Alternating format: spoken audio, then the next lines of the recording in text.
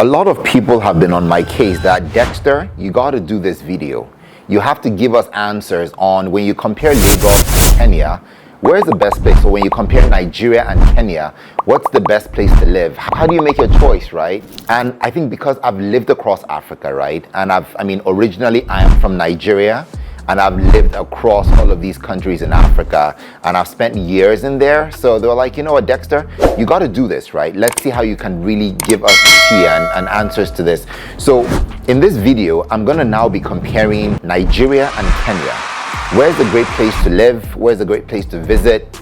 More importantly, where's the great place to raise a family, right? Where do you want to settle down, right? And spend a couple of years.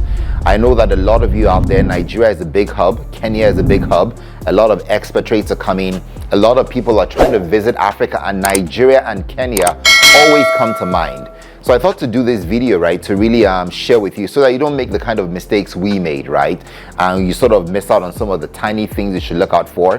When we were traveling across these countries, we made some mistakes, spent wrongly, sort of chose the wrong locations initially. At some point, we wanted to get a house in a certain location and we didn't get it. So there was a lot of things that came through. So at the end of this video, hopefully you'd be able to decide and be comfortable where you're going to choose, Nigeria or Kenya.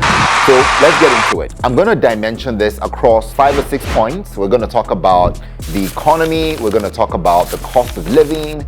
We're going to talk about housing. We're going to talk about quality of schools. I'm going to help you as well in terms of recreation. What are the fun things to do?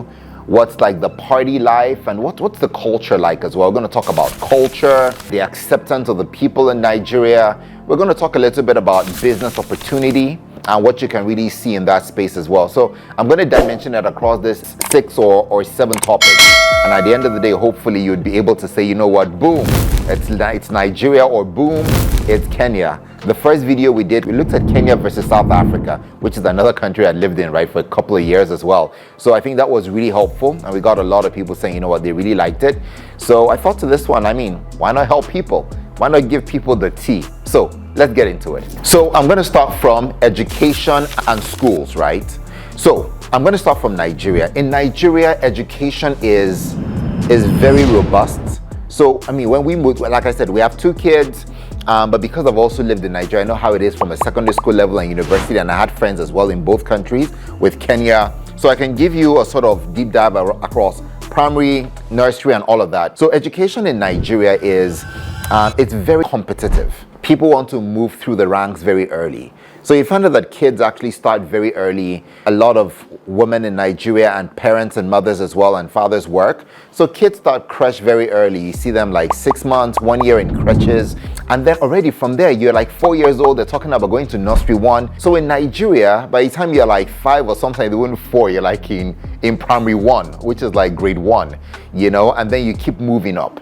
There's that thirst to want to be very promoted. You want to be the youngest in the class. It almost proves a point to say that you're brilliant, right? So I find out that education in Nigeria is very logical. It's also very functional. They teach you everything you need to know. But I find out it's very methodological, right? Very constructive. It's like they're building a machine and a robot to get to a certain level. I find out that education through that, probably not as creative, right? Some schools are trying to bring some creativity into it right now, but I find that it's really about the knowledge, the functionality, and being able to remember things, being able to be first in your class. It's very competitive, right, in education in Nigeria. Is it as wholesome as it should be? When I look at other countries, probably not as wholesome in terms of development, things like field trips, extracurricular activities. You don't see a lot of that. Some schools do have it, but you're not going to get a lot of that. If you do go, however, to like private schools, which is like the really high end, and in Nigeria, there's always 2 lives. It's almost like in India, they say there are 2 Indias, the rich and the poor, 2 divides. In public schools in Nigeria are affordable, but I find out that the public schools in Nigeria, the kind of kids that you see coming from there, I don't find them as confident, as debatory, as it's almost like you pay for what you get. But private schools in Nigeria, I must warn you, they are very expensive. When I say very expensive, some of the schools can go for as much as $15,000 in a year to $18,000. When you convert that to Naira, you're multiplying $1 is about 1,700 right now. So you're talking a lot of millions of Naira for 1 year, right? It's quite pricey, but those private schools, when your kids go there, trust Nigerians, right? Nigerians are also in the space where they need to talk about it. If your kids are going to the likes of Charterhouse, American International School, the British International School, Hamptons, you talk about it. People are like, mommy, I just picked up my kid from Hamptons. You rub it in. It's like you need to get the equity of what you're paying for. And when we get into culture, you see that Nigerians actually like to show off a bit. They're loud about what they have paid for and what they have earned. It's almost like if I worked for it, I gotta brag about it. I need the world to know that I really did earn this, right? So that's when it looks at Nigeria, right? In that space, I find out that public schools used to be very great in Nigeria, but over the last couple of years, they have sort of run down, right? It's really, really run down. So private schools are really the options to go to in this space. So if you're coming, you want to think about that in mind. In the past, the kids of government officials and wealthy people in the society, they went to public schools. So these schools were sort of looked after, because the kids go back, the parents come there. But these days, those government officials have taken their kids out of the schools. So the schools have just totally run down. It's almost like it's a sad story, So that's the story for education in Nigeria.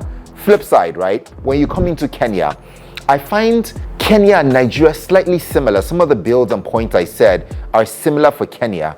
The only thing with Kenya is that some of the public schools that you would see are still relatively much better than Nigeria. They've not run down as much. They're not as, and I know when I say run down, I don't mean Nigeria is so horrible, but I think it could be, right? It is. I'll just be a bit honest, right? It could be better.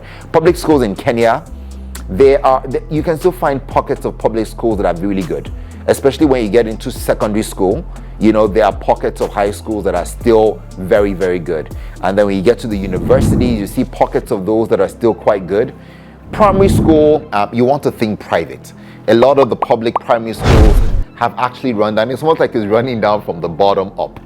I don't know. I know that's not a fun thing to say, but it's like the primary schools run out first, and then the public schools the secondary schools become bad, and then the university. But it's almost like that at that level. So if you're thinking primary school in Kenya, you want to think a little bit private, right? But now there's some private schools that combine a blend, right? It's almost like a pseudo, right? It's not too expensive. It's in the middle. They realize that the middle class want to be able to reach out for education. So when we were there, the kids went to, I found the schools very expensive that they went to, right? But they went to one of those private schools. So you want to think about that with Kenya. So when I think about who wins it, right? When I look at education and schooling for Nigeria, Kenya, what country would I give it to? I would give it to Kenya in this case. I think Kenya wins this round. And the reason is because I think it's a little bit more robust. It's not as quickly run down as Nigeria. There's some public schools in Kenya. I think there's a policy in Kenya that is trying to get the government officials to keep their kids in the public schools so that it continues to remain at a level of good performance. So I see that as well. So because of that, I would give education to Kenya. I really sort of like that robust. The curriculum is also quite competitive. It's IB, it's private. You see a lot of Cambridge as well. So for me, education, I'll give that to Kenya. Nigeria, don't be upset. You tried, but I think Kenya wins this round. The second point we're going to talk about now is housing. And I've called out housing separately, right? I've not put it under cost of living because I think housing is a big giant and a big monkey on its own. When we moved to Kenya, the climate and the weather in Kenya allows you to build a little bit with very good ventilation. There's a lot of space in Kenya, so the houses are a bit very spaced out and all of that, right? Which is great, so it allows you to be able to build with space in that space. So living in Kenya was good, right? And even when you built up, you could still get a lot of air. And then the cost of housing in Kenya, we found it as high as Nigeria, but there were more options. You see, in Kenya, you could go to a Karen, which was like very expensive. You could go to a Kilmani, a Lavington. You had options, right? You could go to Westlands, right? And in that area, you would get things that you could afford. And you could actually decide to actually go to, Kiambu, or there were places, right? So despite the cost, you sort of had some flexibilities, right, for what you could get. So housing in Kenya, I sort of liked it for that. So you would have your options and your flexibilities, right? But it is expensive. I'll give you an example. An apartment in Kenya in a Kilimani is probably about 120,000 shillings a month, which is probably roughly about $1,000, right? And I know Americans are probably wondering, that's cheap. Yes, it is. America is much more expensive. I mean, the cost of living in Africa, you can get a really good quality for what you're paying for in America. So yes, it is cheaper, but when you compare it to a Nigeria, right? That same space you would get for like $1,000 in Kilimani, you're probably paying like $1,500 per month if you look at it. And in Nigeria, you do not pay your rentals monthly. You have to pay the full year. So you're not saying I'm going to pay this month and hustle for the next month. In Nigeria, you're paying for the full 1 year. Sometimes you have to actually pay for 2 years, right?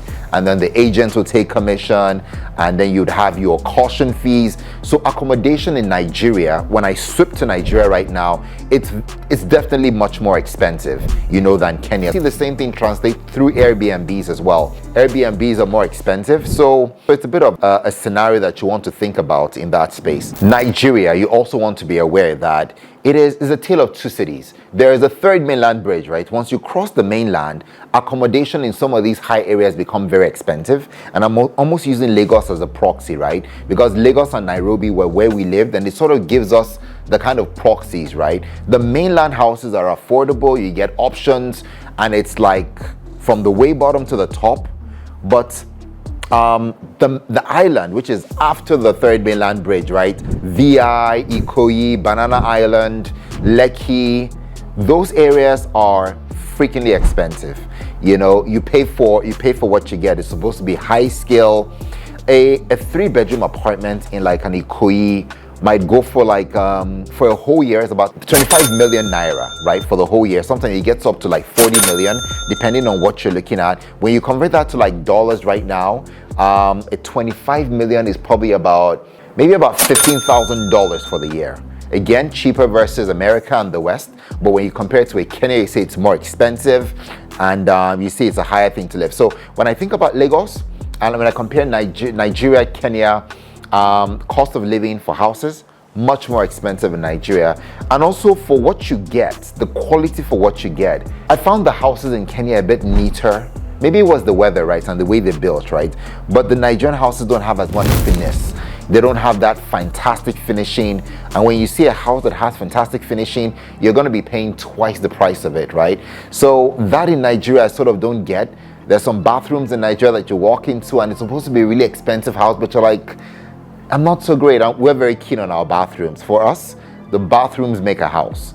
You know, my wife and I, we used to say that if you can't eat from the floor of the bathroom, then the house is not complete, right? So we always look, when we go to a new house, we're like, how do the bathrooms look? Let's check out the bathrooms. And the bathrooms don't cut it. There's just something about it, right? So I think Nigeria, I think there's a level of finesse that needs to go into the houses. So if you're thinking housing, this is another round where I would say that Kenya wins this one. I have to give it to Kenya. Kenya wins this round big time. So Kenya, that's a point for you. I'll talk about resources, right? Resources and almost the density, right? The resources and the competitiveness, right? First of all, Nigeria is a country of 200 million people. It's huge, right? It's the biggest, most populated country in Africa, right? Lagos alone is about over 20 million people. That city is almost the same size as Ghana, right? It's half of Kenya, right? As a matter of fact, if you look at Kenya, you have to put all the counties. If you look at Nairobi County, which is about 5 million people, you look at Kiambu County, you look at Kakamega, you almost have to go to like all the 10 counties, right? And add them up, right? Before they become 20 million. The top 10 counties would actually give you the population of your 20 million or 20 plus million, which is your population of Lagos. There's a lot of competition in Lagos. You're struggling for resource, you're competing. So when you come to Lagos, be ready to sort of feel the energy of competing, right? People are not here to play, right? It's 20 million people on an area of land that is probably not as big as, you know, as your Nairobi County or Kiambu County maybe together, but you're gonna really be in the way for that. So be ready for that. There's a lot of resource, but you almost feel that competition, right? Even when you get into the airport in Nigeria, you're already gonna feel it, right? You're gonna feel people closer to you. You're gonna feel that sort of, so if you're thinking about a place where you want to go in there, have less competition, feel a little bit like there's resource enough for me from an emotional angle, Nigeria is probably not the better of the two, you know, but Nigeria does bring out a little bit of energy, right? When you see that density, when you see the fight for resources, you sort of want to fight. It keeps you on your toes. It keeps you challenged, right? So if you're looking for that kind of feel, challenge, then probably Nigeria is a great place. But when you're not looking for that, then I think Kenya is great. Just because for us, I think countries we went to, we wanted to be on our toes. We wanted to sort of see the level of competition. We wanted to be able to get ahead. So we liked the kind of energy that Nigeria gives from that competition.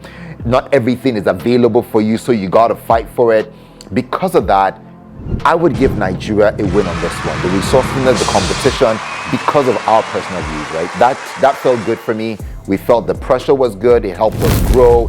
It helped us compete. It helped us sort of say, you know what, we need to rise above the norm. So for that round, I'll give it to Nigeria. So Nigeria, boom, that's your point. Now, weather. Weather is a key one, right? I mean, you're going to be living in this country, right? So you really want to think about the weather. The weather in Nigeria, there are two hard seasons. There is your hot season, which is like your Harmattan, and then there's your wet season, which is the rainy season. Two stark seasons. The rainy season is coldish. Why I say coldish is because, I was in Nigeria a couple of days ago, right? And I was walking, and it just finished raining. And I said, let me go outside. And I went outside, and it was hot. I felt very hot. I still felt very hot. It was humid. The sweat on my skin wasn't sort of drying up. I felt a bit sticky. And I got outside. I was like, oh my goodness. Then I asked somebody by the side. I said, hey, so this rain that has just fallen, is it sort of cold now? He said, yes, it's cold. But I was feeling hot. So like, oh my goodness. Is Nigeria now this hot? So Nigeria is a bit hot. It's a bit sticky. Doesn't feel so great on the skin. But for some reason, after a while, the skin starts to feel a bit plumpier, oilier. So if you're looking for like replenishment skin, you want natural oils, you tend to retain those a little bit better. In Nigeria is what I see. It's a bit uncomfortable, but I feel that the skin in the first couple of months feels a bit better for it. In Kenya, on the other hand, it's an amazing weather. You always feel good. It's like it's cool all year round. You can't go bad with the weather. The temperatures range from, sometimes it gets to 18 degrees. If it's a hot day, people are like saying it's 24 degrees, it's 25 degrees. In Nigeria, 25 degrees is like normal. You're just starting. The other day I was talking about, it got to like 34 degrees, 33 degrees. That felt like Dubai to me, right? Or like boom, So I think Nigeria is a bit hotter, not a bit, much hotter. Nairobi is chill. One thing we loved at Nairobi, the weather was amazing. You could go out, you could drive. I don't like air conditioning, so we hardly use air conditioning. When my wife and I were in the car and the kids, I'm like, switch on, my wife wants the AC, I'm like, switch off the AC. So I like air. I just like the air to breathe. I feel you're healthier with the air, right? And I think it helps my nose as well. I just feel better. So if you're looking for a great weather, then I think Nairobi is amazing. It's nice. Even the dry seasons are not so bad. 2 years ago, the dry season was a bit prolonged. The rain didn't come so long for a long time. So there were animals in the national parks that were dying. I think I saw a few carcasses of lions and zebras, which was a sad sight.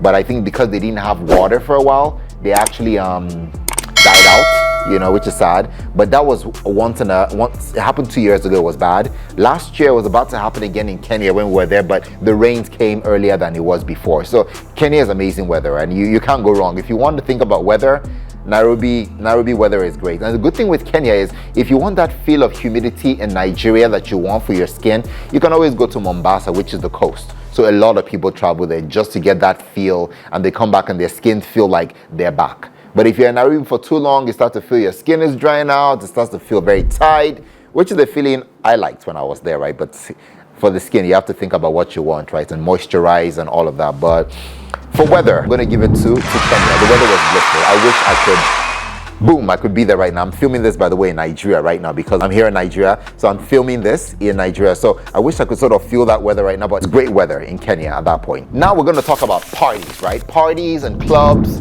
Party in Nigeria or a party in Africa is different from a clubbing, right? Or going to clubs, right? When you look at parties and you say a party in Nigeria, you're talking about like birthday parties, weddings, naming ceremonies. Those are parties, right? And in Nigeria, parties are intense, right? Lots of people come for the parties. They're cooking all sorts of food. You have options.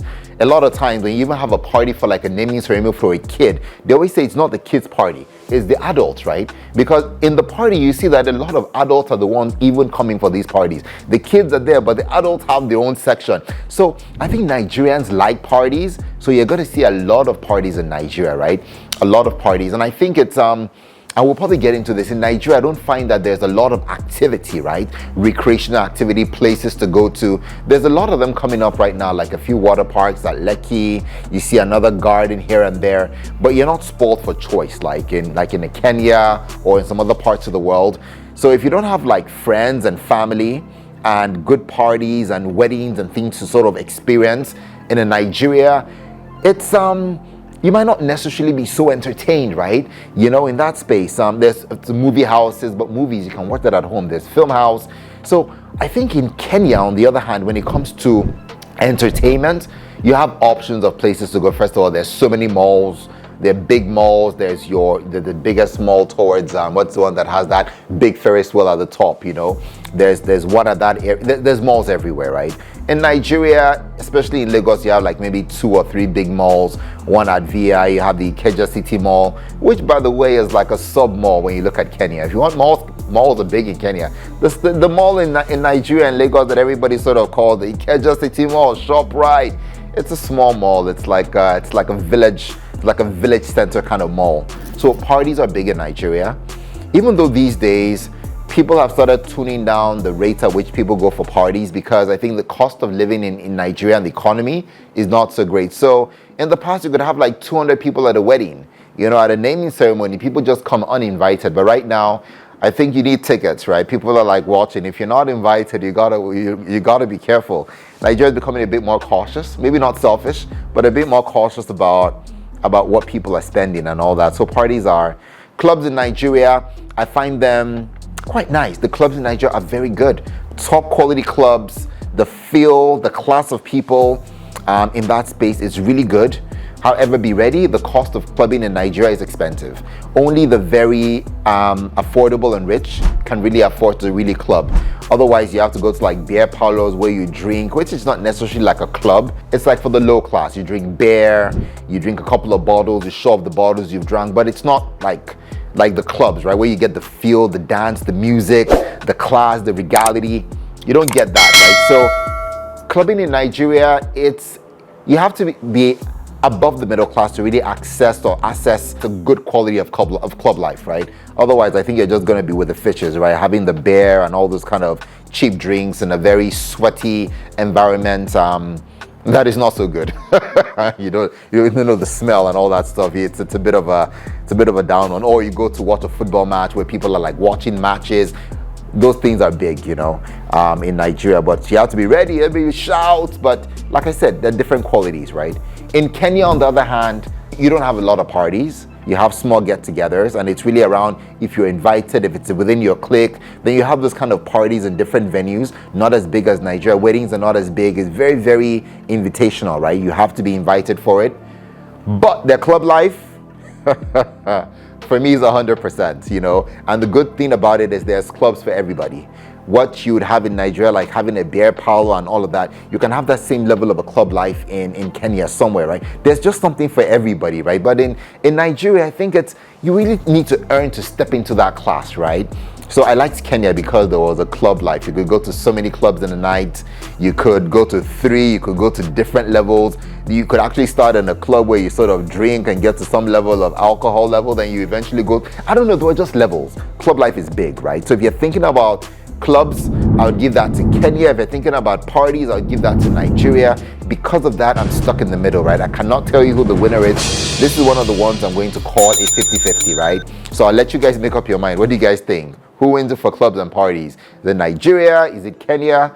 This one, when I think about it, I'm really on the fence, and I'm objectively on the fence. If I had a winner, I would tell you, but I think on this one, I cannot decide. I'll let you guys decide. You can drop it in the comment. Let's know who you think wins this one for parties and for clubs. Yeah, I'll leave it with you guys. Another good point I'm going to talk about, right, is female empowerment. So if you're like coming into Kenya or Nigeria and you're wondering, I'm going to get a job, I'm going to work, what are the kind of opportunities? In the female gender, and ladies and women in Kenya and in Africa have really come to the table in a lot of workplaces, right? In Africa, ladies are dominating leadership. amazing work being done, great talent, phenomenal talent. It's amazing, you know. So if you're thinking about coming to Kenya, Nigeria, you want to think about these dynamics as well. There's a lot of opportunity for mothers, for ladies coming to work into the country. So it's amazing, right? When I compare Nigeria to Kenya, there's a lot more female empowerment I see in Kenya.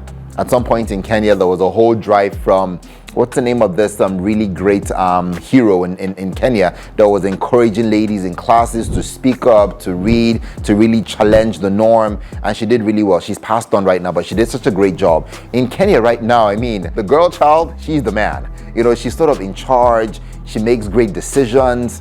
They're not waiting for like men to pick up their bills. You know, they're very forward thinking, right? They go to clubs and they take care of themselves. It's they just don't wait for the men, right? It's one of the countries that I went to and I'm like, whoa, the women are so progressive. I mean, they actually do everything that the men could do, right? They give the men a run for their money, drink, smoke, conversations, office promotions, and they do a damn good job at it, right? So if you're thinking about progressiveness, I find Kenya very progressive, especially if you're female and all of that. You know, it's amazing. Nigeria as well, very progressive as well with the ladies, and I think it's amazing as well. Lots of progress. It's just that in Nigeria, the men are still very at the helm of things, still running the show, a little bit still more in the seat of authority and power, more than you see it in Kenya. So I think, yeah, Kenya wins that in terms of the female empowerment and really allowing females to blossom. And they've really taken it well, not because it's being allowed, but they've just taken it. Nigeria is taking it too, but just at a slower rate than Kenya, right? So if you're thinking about that, then Kenya is your place. Kenya wins that one on that point. Get to visit both countries, get to really compare yourself. Like they always say, proof of the taste is in the pudding, right? You got to eat it to taste it, right? So let's keep building the continent. You guys know that my dreams for the continent is for us to all be united, to be able to export much more than we import, to be able to create a GDP that is worthy of evolution, and for us to be able to be owners of our own businesses, right? You know, and for us to be able to get support where the world leans upon us, but we get the benefit of that partnership, of that opportunity, where we have great leaders that are looking at the dynamics, where we have people that are thinking more about the consumers and more about the people than about ourselves. So that's my dream for Africa. I think we're closer to it than we were a long time ago, and we just got to keep marching the battle. So guys, I'll see you guys in the next video. Keep the light shining. If you find a brick, do not throw it at anybody. Use it to build a house. Africa is rising and Africa can rise. I'll see you at the next one.